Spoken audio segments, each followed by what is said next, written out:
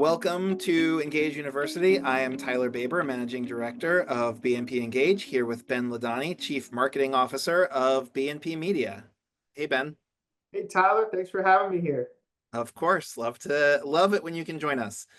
So today we want to talk about marketing budgeting. It's that time of year when people are asking for budgets, needing to get the numbers in order.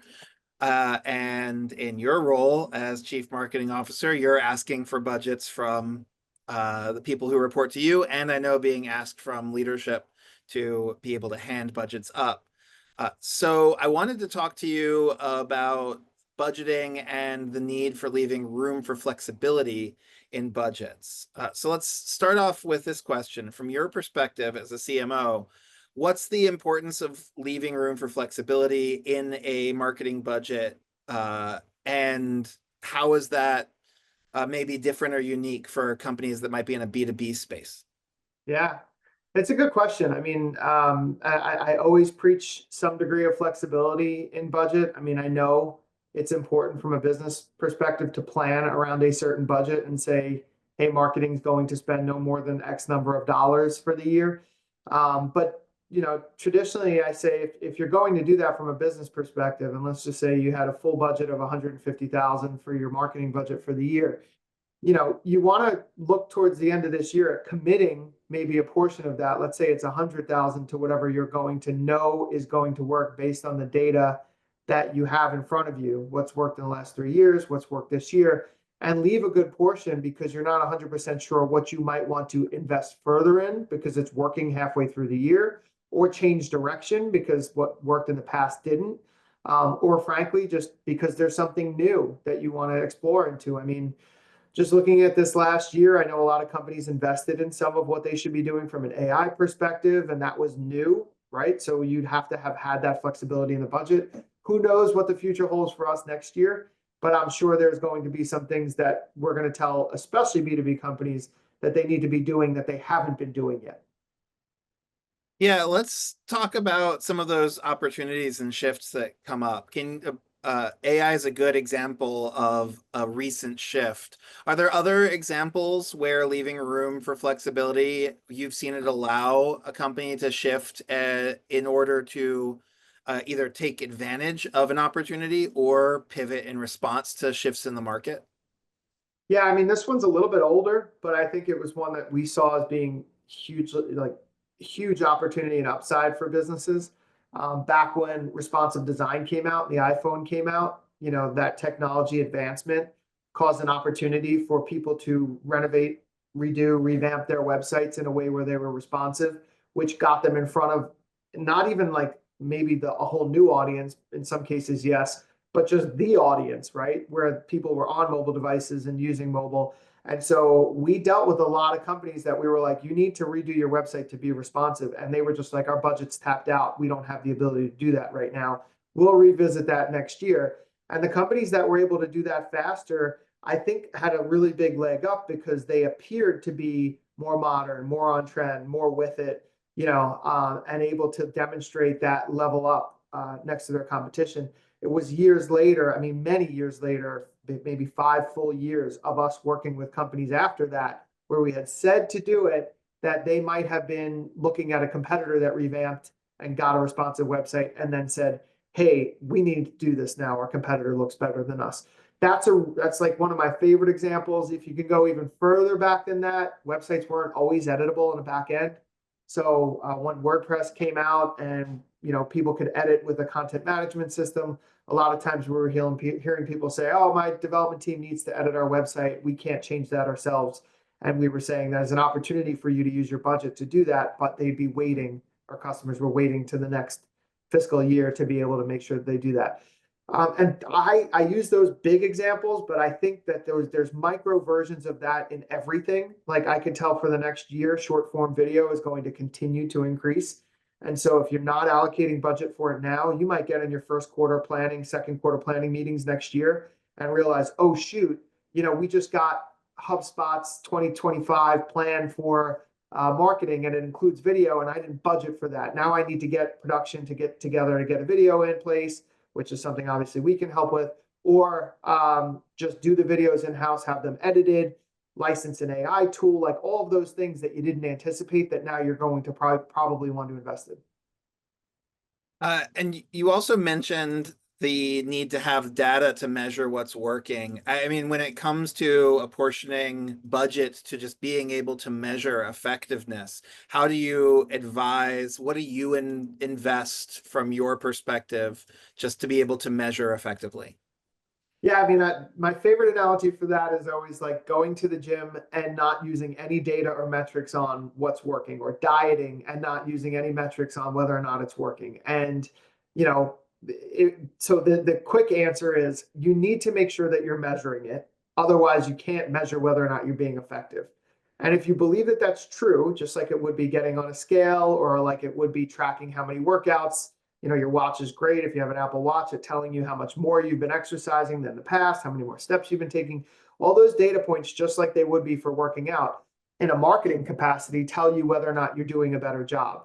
And so, to my mind, you need to commit to that first, and then figure out how are we going to get it done. Are we going to make sure that somebody in-house is looking at the data points and the metrics? Are we going to invest in technology that gives us those KPIs? Like we use HubSpot. We have a HubSpot dashboard that Tyler actually set up for us. Kudos, Tyler.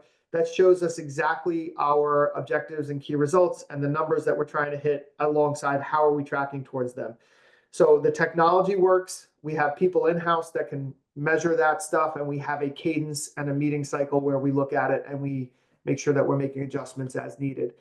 And then if you can't do it in-house, that's where we come into the picture, because we do have like a data insights retainer or partnership, if you want to call it that, to look at the data every month and make sure that, just like a physical trainer at a gym would, you're checking the boxes on the goals that you've set out from the beginning to say, yes, we're hitting this. This was my goal weight. Here's how I'm getting towards it. This is my goal exercise cycle, and here's how I'm getting towards it. Number of reps, all of those things, whatever they should be, you set them. You make sure you have somebody, be it in-house or outside of the house, like an agency like us, to measure what matters and make sure you're being effective. Yeah, so thanks for that. And I think on the subject of measuring success within a budget, if you're keeping it flexible, I mean, you run the risk of being maybe too flexible and having very open-ended, but leadership might be asking, is this actually working? How do I know this is effective? So what are the specific metrics that you're looking at to determine this is an effective use of our spend, our investment of not just time, but also, people, energy, tools? Yep. Yeah, I mean, I hate to say it, but it does depend. It doesn't depend too drastically, though. I mean, it's pretty finite in terms of the scope of what we're typically measuring.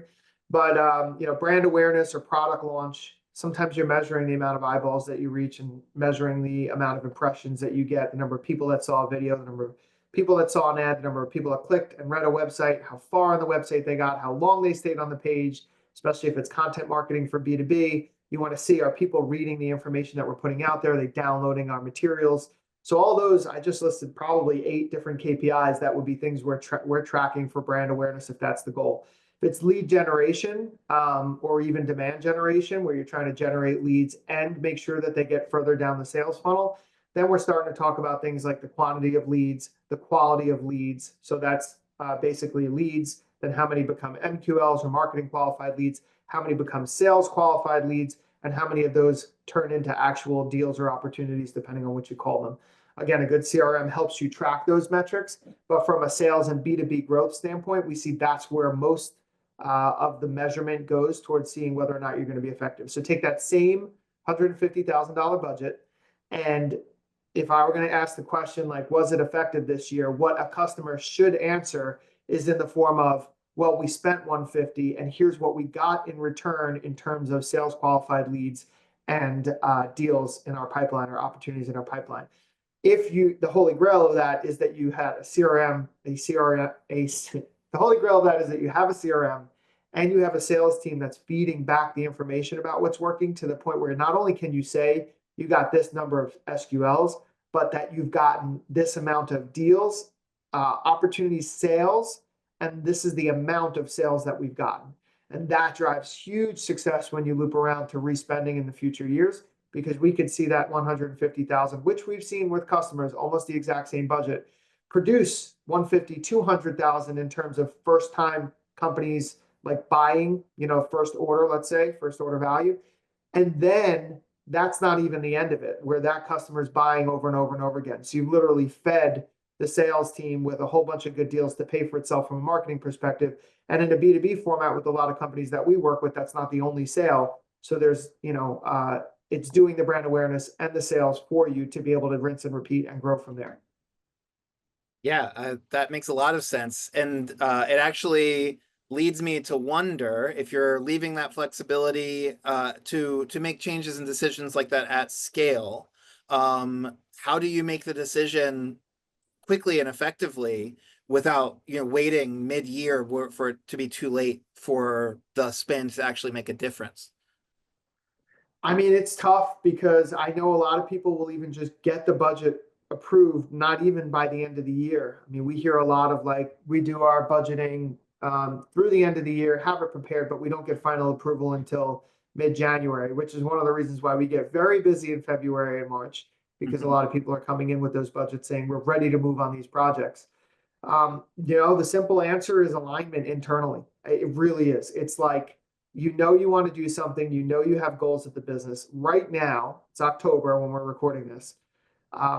The first thing you should be doing is talking internally with your boss's boss, leadership, executive team, whatever it is, about what the goals for next year are. And then make sure that you're driving from there, what can marketing do to support those goals, and what are the KPIs that we need to measure to be able to hit that we are getting towards those goals. And from there, you can start to say, well, here's the tactics that I'm going to deploy to make sure that we're hitting those goals. What we find is that if you get that level of clarity, it's very easy to go back to your boss or whoever's responsible for the budget approval to say, here's the business alignment as far as our goals. Here's what I said I was going to do towards that. I'd really like you to approve me to be able to do this. It fits within the budget we've discussed. Can I just run?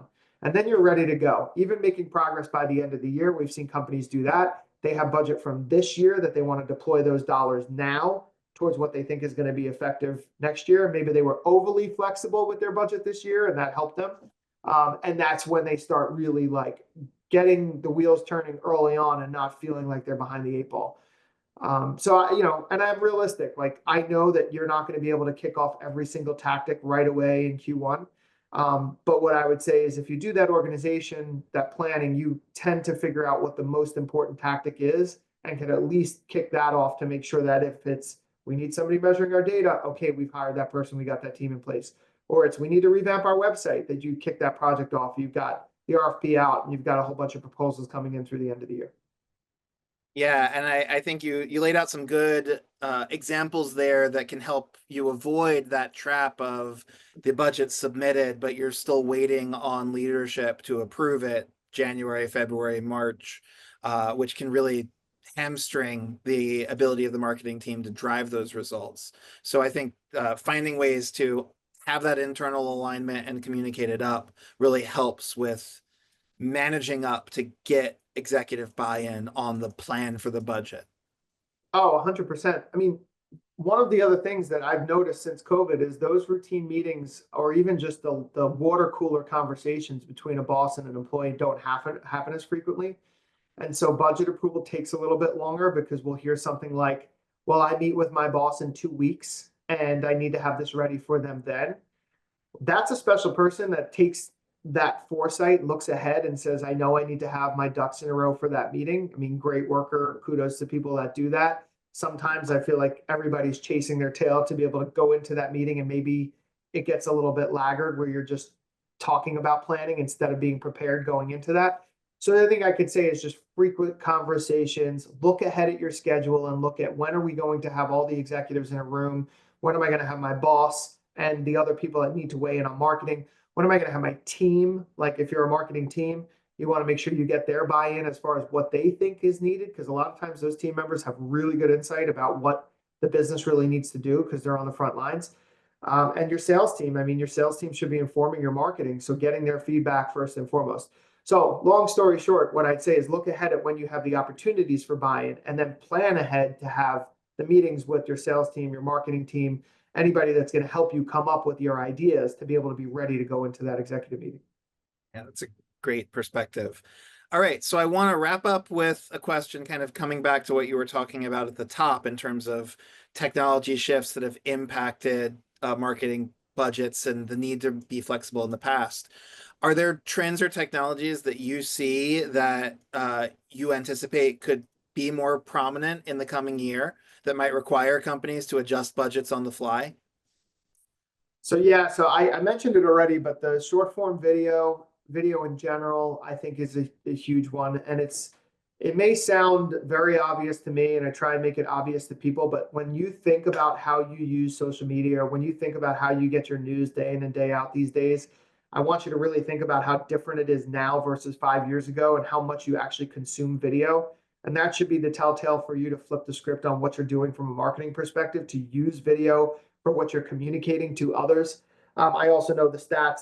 HubSpot released some really good stats about the increase in that, and that's going to drive growth for sure. The other thing is social media in general.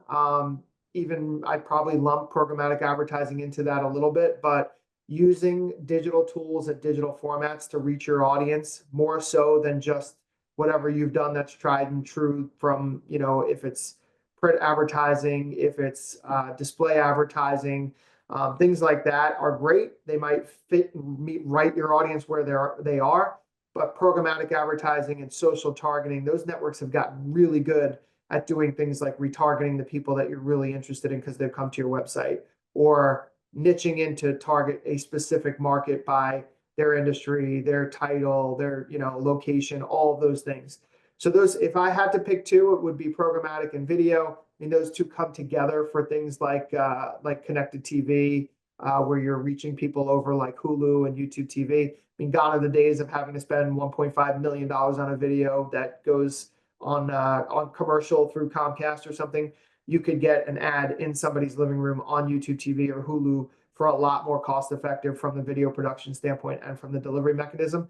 And since that's gotten cheaper, more people can do it. It's more attainable. Since your targeting's gotten better, I think it's just going to continue to grow and scale, and you're going to start to see a lot more local B2B advertising and things like your streaming video. All right. Well, something to look forward to in the coming year, and to look forward to requests coming to desks like yours in terms of, hey, I need budget approval. So thank you, Ben, for your time. Really appreciate the insights. And for everyone watching, if you've got questions or opportunities that you see in the coming year for what will make your marketing budget most effective, please consider and reach out to BMP Engage. Ben mentioned a couple resources, including the HubSpot upcoming year trend report. We'll make sure that links for that are provided here as well. Thanks. Cool. Thanks, Ben. Tyler.